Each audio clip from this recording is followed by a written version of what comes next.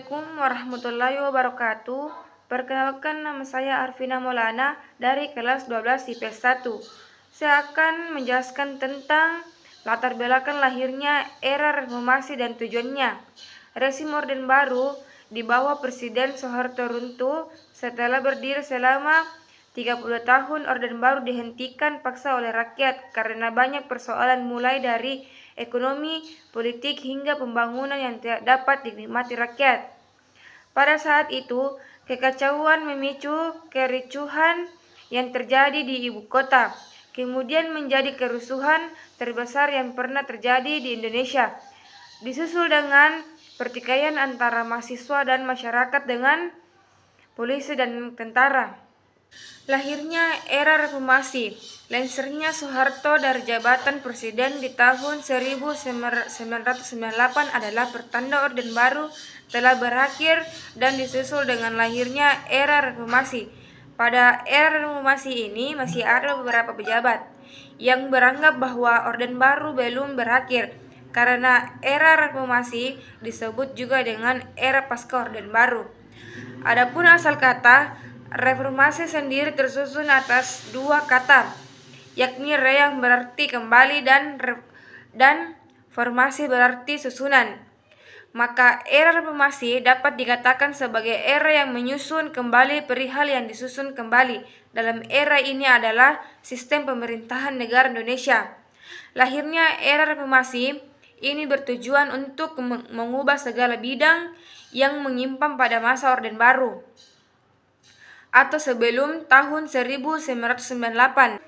Era ini lahir tepat setelah Presiden Soeharto mengundurkan diri pada 21 Mei 1998 dan kemudian digantikan oleh wakil presidennya, yakni B. Haji Habibie. Latar belakang lahirnya reformasi.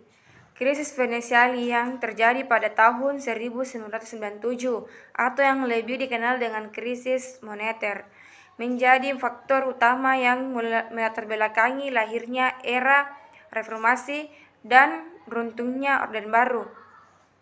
Tidak hanya itu, Indonesia juga dilanda kemarau dan didukung dengan jatuhnya komoditas ekspor. Permasalahan-permasalahan tersebut sangat memperondangkan negara Indonesia pada masa itu. Krisis finansial Asia yang turut melanda Indonesia menjadi rakyat Indonesia tidak puas atas kepemimpinan Presiden Soeharto. Tujuan era reformasi dijelaskan juga oleh Muslim Afandi dalam bukunya bahwa menurut ketetapan MPR RI nomor S atau MPR atau 1998, reformasi bertujuan mewujudkan pembaharuan dengan bidang pembangunan nasional, tersusun bidang ekonomi, politik, hukum, dan agama serta sosial budaya. 1. Menangani krisis ekonomi dalam waktu sesingkat mungkin, terkhusus untuk menghasilkan stabilitas moneter yang tanggap terhadap pengaruh global serta pemulihan aktivitas usaha nasional. 2. Mewujudkan kedaulatan rakyat di seluruh sendi kehidupan bermasyarakat, berbangsa, dan bernegara melalui pendekatan dan perluasan partisipasi politik rakyat secara tertib guna mewujudkan stabilitas nasional.